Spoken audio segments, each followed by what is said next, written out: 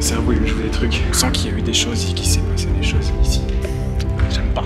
Je viens de trouver un petit passage. C'est stressant. Là on est clairement dans les prisons du fort. Je vais pas rester là longtemps les amis. Fort Boyard des Alpes. J'ai senti un coup de froid mais glacial.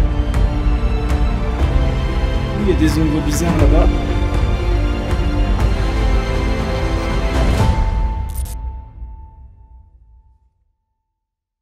Eh bah bonjour vous, comment ça va là-dedans? C'est Johan de la petite chaîne et bienvenue dans cette nouvelle vidéo. Les amis, aujourd'hui encore une vidéo exceptionnelle. Je me trouve non loin de Briançon, pas loin du parc national des Écrins. Et aujourd'hui, on va mêler randonnée et histoire. Pour ceux qui ne le savent pas, je suis un passionné d'histoire, j'adore ça, spécialement les sujets qui concernent la Seconde Guerre mondiale. On va rendre visite à deux forts de guerre qui se trouvent sur la ligne Maginot, qui ont servi pendant la Seconde Guerre mondiale. Le premier s'appelle le fort de l'Olive, il culmine à plus de 2200 mètres d'altitude, qui se visite, donc on aura la chance de pénétrer à l'intérieur de ce fort et de le découvrir ensemble les amis. Et le deuxième, c'est le fort Lanlon, on le surnomme le fort Boyard des Alpes.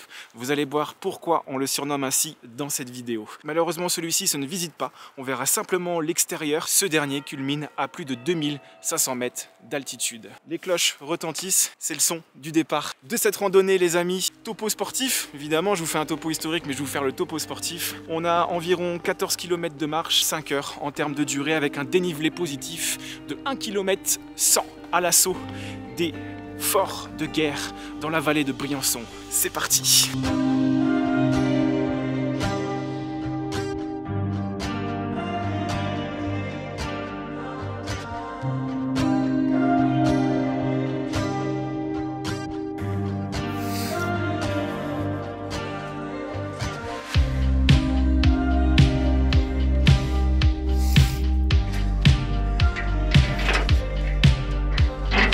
Bon les amis, je viens tout juste de passer la première fortification qui fait partie du fort de l'Olive. On a une sorte d'ancienne tour de guet, j'imagine, qui servait à surveiller les alentours. Alors petit truc que j'ai remarqué en ouvrant la porte, c'est qu'en fait il existe toujours les verrous comme vous pouvez voir juste ici. Alors il n'y a pas les trous pour fermer, mais s'il y avait les trous pour fermer, j'aurais pu niquer tout le monde et fermer la porte pour que je sois tout seul en haut.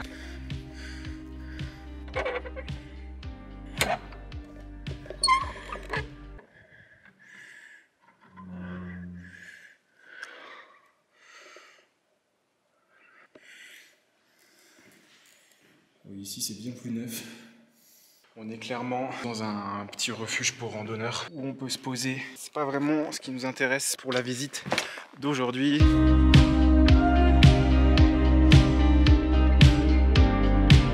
On aperçoit les premières bâtisses du fort.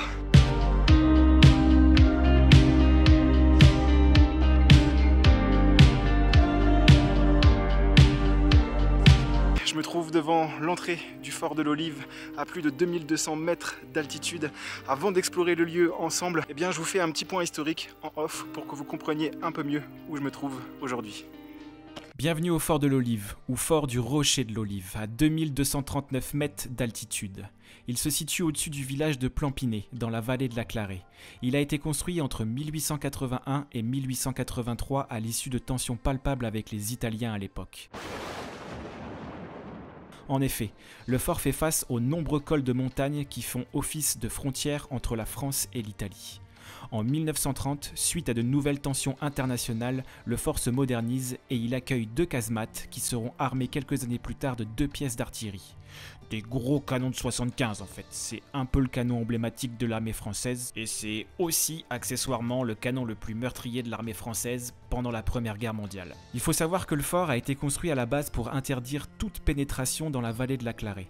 Sa position dominante en fait un fort redoutable. Mais en 1940, en pleine Seconde Guerre mondiale, le fort ouvrira le feu sur l'ennemi mais sera bombardé à son tour, causant de nombreux dégâts. Attendez, les amis, écoutez ça. J'ai eu une petite anecdote sur le fort. En 2014, un riche émir des Émirats Arabes Unis est intéressé pour le racheter. Il semblerait qu'à l'époque, il voulait en faire un haras de luxe, c'est-à-dire un centre d'oxygénation pour des chevaux de compétition. Mais en 2015, c'est au point mort. Le riche investisseur aurait exigé un bail longue durée pouvant aller jusqu'à 99 ans. Sauf qu'il était vraiment pas clair dans la nature de son projet. Les élus ont donc stoppé les négociations et aujourd'hui, en 2022, on n'a aucune nouvelle de cette affaire. Les bâtons sont rangés, on passe maintenant en mode exploration. Il faut savoir que le lieu est en état de ruine, donc quand on y rentre, c'est à nos risques et périls. La porte d'entrée est juste derrière. C'est parti.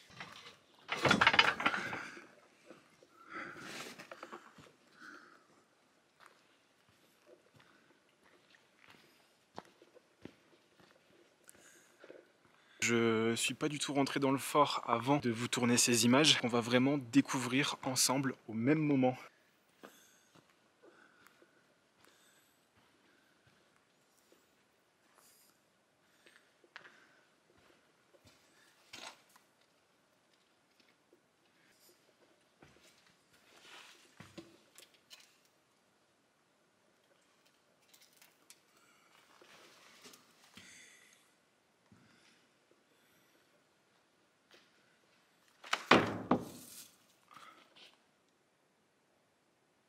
Waouh, c'est super glauque.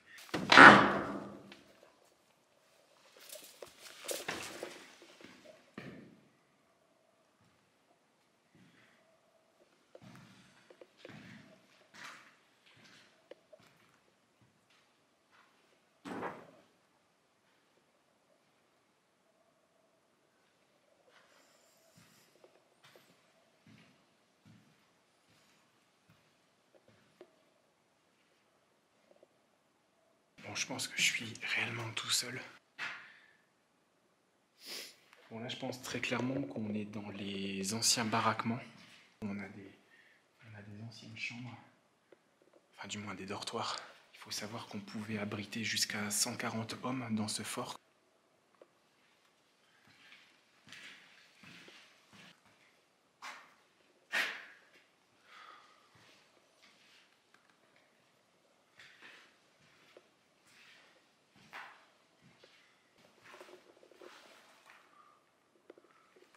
En tout cas, ils avaient une sacrée vue de leur chambre. Hein. Regardez comme ça fait peur. C'est allé. C'est stressant. Au plus haut point. Waouh.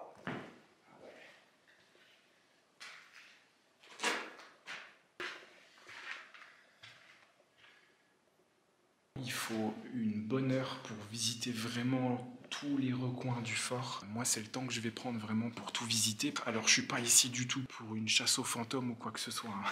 Je vous préviens, moi, je suis ici pour le côté historique. Je suis très sensible à ces choses-là, donc je peux très très vite me chier dessus. On va essayer de ressortir par ce côté-là.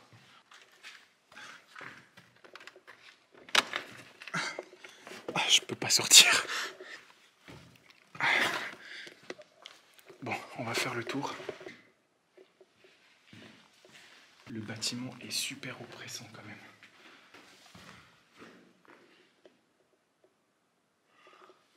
Ça, c'est mon cerveau, il me joue des trucs.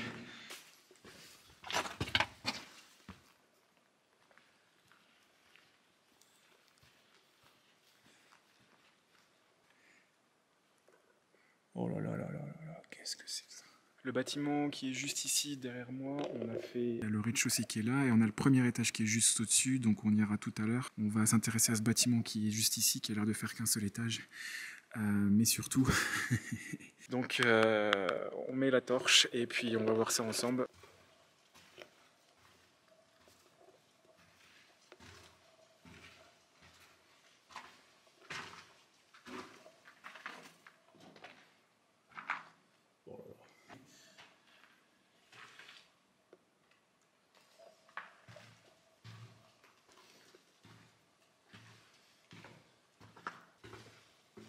Bon, en fait, on suit vraiment le bâtiment depuis l'intérieur.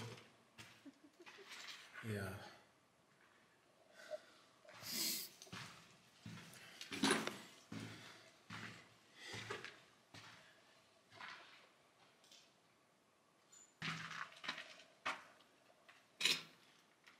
voilà, c'est un labyrinthe, les amis.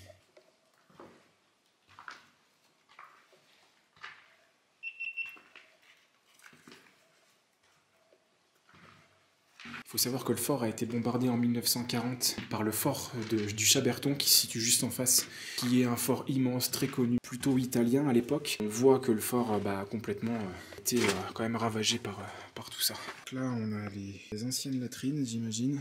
On réatterrit sur l'étau entre les deux bâtiments où on était il y a même pas 5 minutes. Donc comme vous pouvez le voir, la partie qui est juste ici, c'est celle qui a été bombardée. On voit bien la différence entre la partie droite et la partie gauche du fort. Les stigmates de la guerre sont encore présents et c'est quand même assez impressionnant.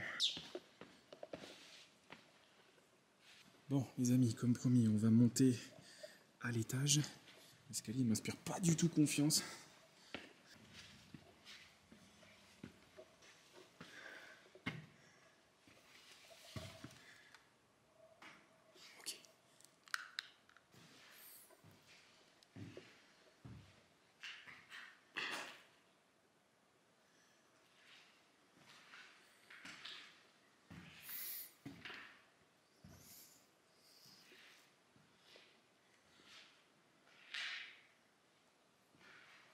Waouh.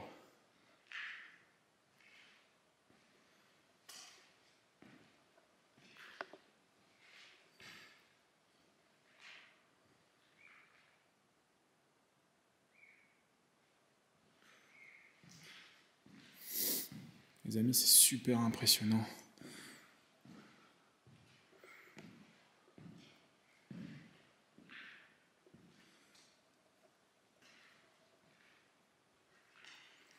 Voilà, je découvre vraiment en même temps que vous.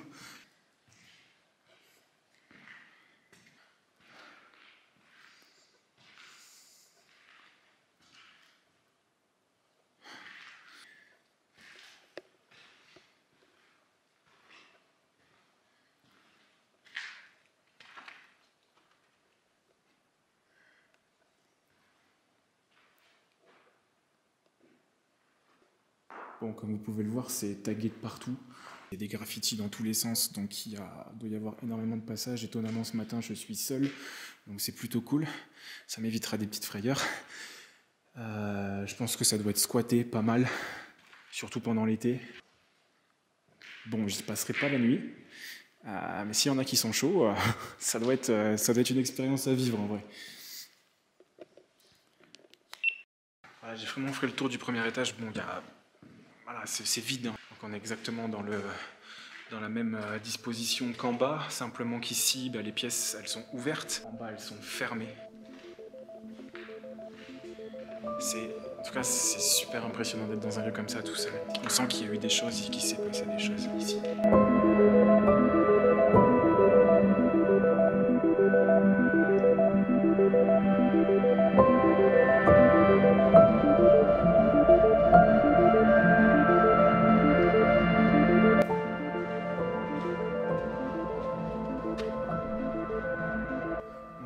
Troisième étage, une sorte de grenier qui était accessible à l'époque puisqu'on voit la rampe d'escalier qui est juste ici et qui permettait de monter directement au grenier.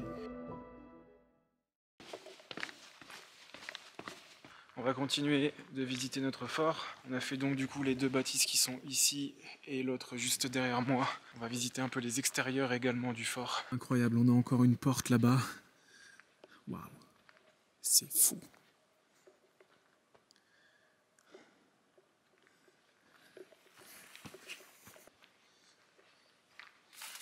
Bon là on a encore des latrines qui permettaient de faire caca et pipi. Regardez-moi cette vue là.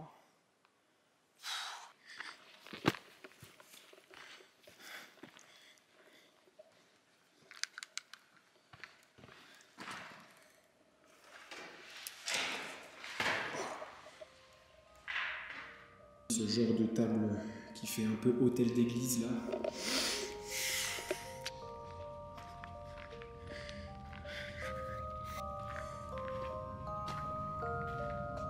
Les amis, je viens de trouver un petit passage qui passe en dessous du fort, donc on va découvrir ça ensemble.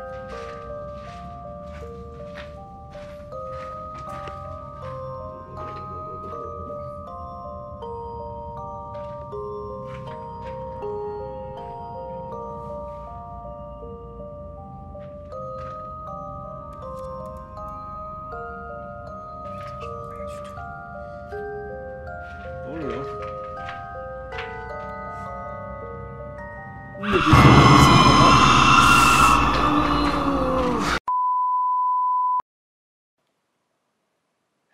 Je vais y aller, mais il faut que je change d'abord la batterie de la caméra.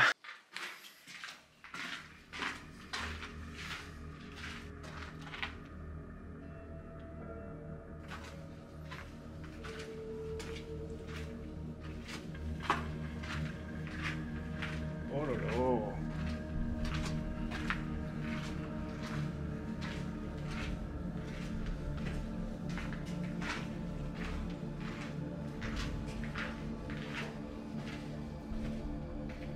Ok, bon là on est clairement dans les prisons du fort.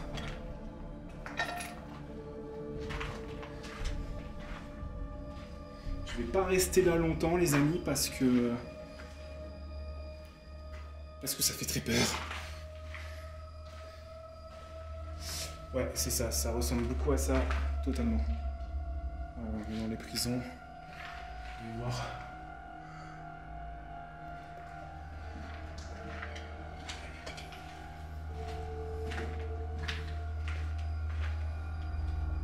Ok.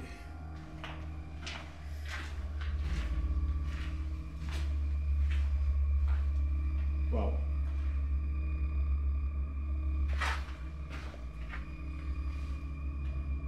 Ouais, c'est...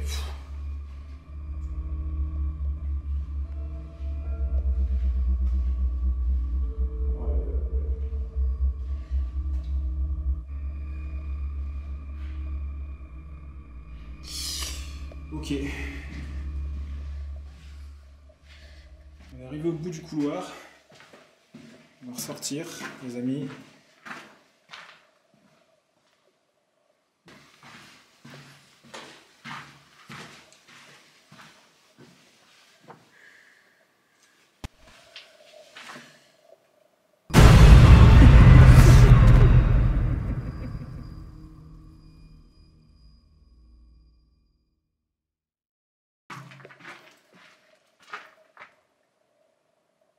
Bon les amis, nous on a été de ce côté-là où il y a les cachots avec la prison. Bon, je vais faire redescendre la pression, mais après quelques recherches, je pense que ce n'étaient pas les cachots du fort, mais peut-être des pièces de stockage pour du matériel ou des munitions. Bref, je pourrais pas être sûr à 100%, mais en tout cas, le look et l'ambiance, ça ressemblait vraiment à une prison.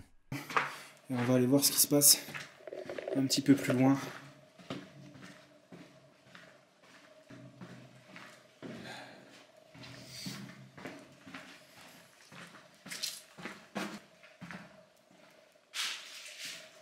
Ok, donc là c'était certainement une pièce pour un canon.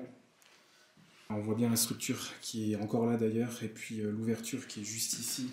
Je sais pas ce que c'est comme canon, je pense que je vais vous l'afficher à l'écran. Voilà, certainement des canons de 120 là, qui pouvaient tirer directement. Voilà, ça tient à peine.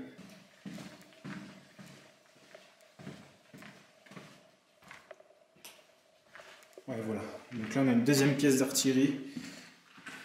C'est un cul-de-sac. Hein. Voilà, là, on avait la place pour un deuxième canon.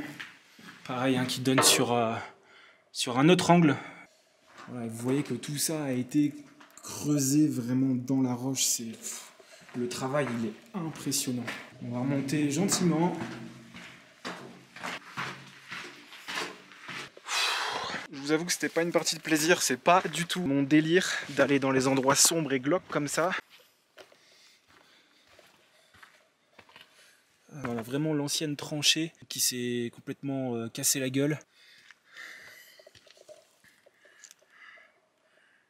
Il faut savoir que sur le fort, on avait des services. Éteins ta lumière bolos, on est en plein jour. C'est-à-dire qu'il y avait une boulangerie sur le fort. Alors, pas une boulangerie comme on la connaît nous, mais il y avait un four à pain. Donc il y avait très certainement des soldats qui étaient également boulangers, qui faisaient du pain frais tous les matins pour faire vivre et pour nourrir les hommes du fort de l'Olive. On avait également une infirmerie, très classique pour soigner les malades et les blessés, et également une écurie. Les chevaux étaient utilisés pour plusieurs choses, se déplacer, mais également pour une chose, un téléphérique. Pas celui qu'on emprunte pour aller skier et dévaler les pistes l'hiver. Pays merveilleux! Non, un téléphérique pour ravitailler du matériel. Donc ça marchait à traction animale pour faire acheminer petit à petit le matériel pour en monter et également pour en descendre. Le matériel arrivait tout droit du village de Plampinet qui est bien dans la vallée pour ravitailler les hommes et les soldats du fort.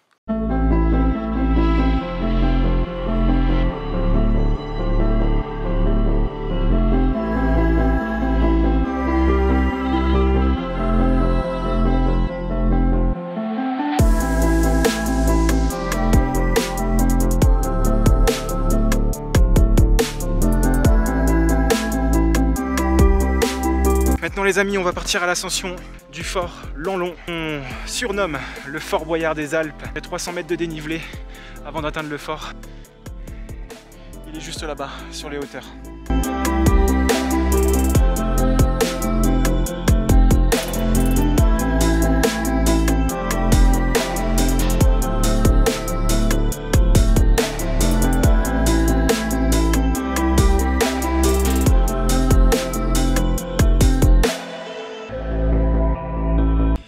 On est bientôt arrivé. Le fort Lanlon, qui en dit long sur son histoire. Tout de suite, un petit point historique de ce fort qui permettait pas mal de choses pour aider les copains du dessous. Bienvenue au fort Lanlon, ou le blocos de Lanlon, qu'on surnomme le fort Boyard des Alpes, à cause de sa forme semblable à celle du vrai fort Boyard en Charente-Maritime. Tout le monde connaît le fort Boyard, c'est ça, ou ça, ou encore ça. Toujours plus loin, toujours plus haut, toujours plus fort.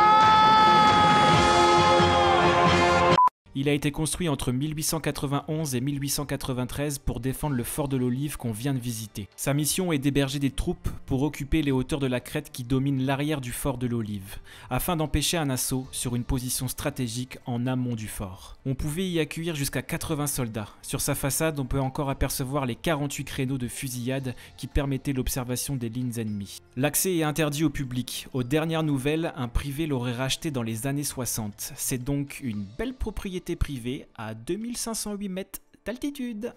Je suis officiellement devant l'entrée du fort Boyard des Alpes. Ce fort, comme je vous l'ai dit un peu plus tôt dans la vidéo, n'est pas visitable. Comme vous pouvez le voir, il y a une grille qui est juste là, qui bloque l'entrée. C'est d'ailleurs pour ça, je pense qu'il est aussi bien conservé, car il est interdit au public. Et on a vraiment un travail de titan, de fou, parce que vous imaginez qu'à cette époque il faut ramener tout en portant sur son dos, soit avec des animaux, etc. Il faut faire les heures de marche pour ramener le matériel. La pierre est déjà sur place, mais le reste n'y est pas. On va faire le tour de l'enceinte. Allez les amis, c'est parti, venez avec moi, on va regarder ça ensemble.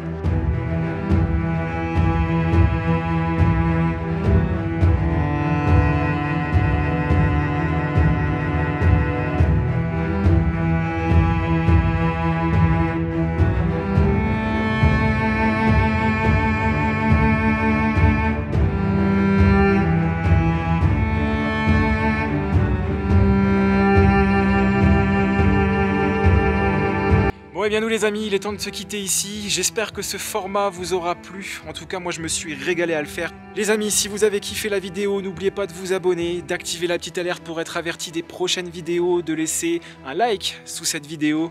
On se retrouve très vite. Prenez soin de vous, je vous embrasse, à bientôt. Ciao!